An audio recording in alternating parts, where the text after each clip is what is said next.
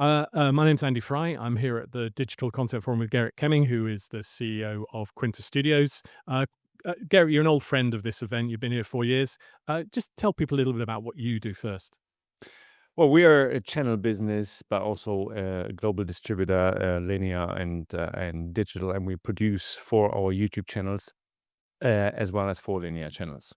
So, I say you've been here 4 years on the trot. In that time, would you say that your business has become more infused with digital first content? I mean, you've come from being a distributor and a producer. Do you think that the whole digital piece is more significant now than it was when we first held this event?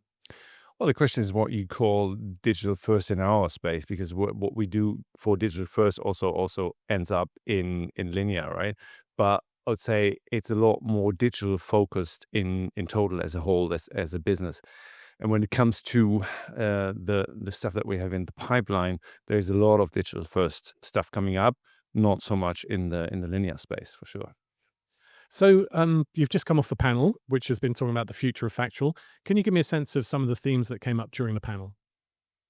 Well, it was all about learning how you can make money, right? Because, like, I guess the audience and a lot of the industry, they are used to the old models of you are a production company and you sell to a broadcaster and that's it. But we just learned, or that's what we stand for, is that you have a lot of different income streams and you need to find funding from all sorts of places for each project. So it's a lot more diversity in the whole industry, in the whole game, in the whole funding game than it was 5 years ago. And I think that is the biggest adjustment that players in this industry need to be able to do.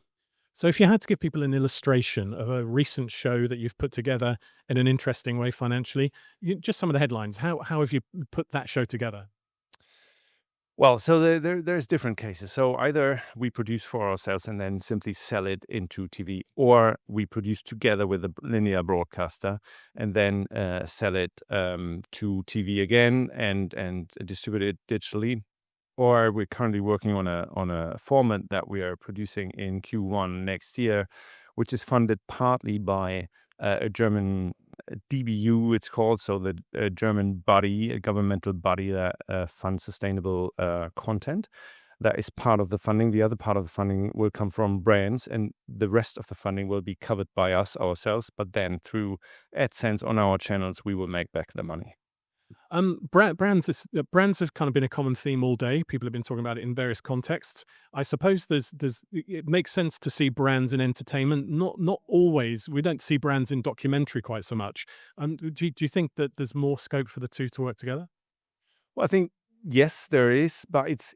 I don't think you can base like a full, really interesting, fun business on it, because I think it stays difficult to integrate brands into documentaries. You can always, you can do a documentary on airplanes with Boeing, but it's a very piecemeal kind of business. So you would need to go into factual entertainment to make it really worthwhile. I guess.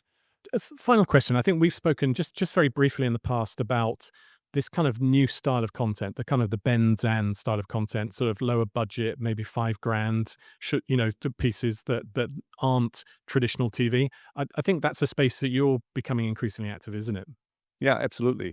Well, I mean, it's just so in the whole digital world, it's not so much about getting the highest budget and the shiniest version of a documentary. It's more about having the most compelling story and and producing it authentic so that the audience can really like identify with what story you're telling. And that can be done in a lot cheaper way, and is still very compelling and reaches millions of people. So we're definitely doing this. For us, it's always called, so internally we call it Gen Z docs. That is the way, that is where the storytelling is completely non-TV, is completely TV.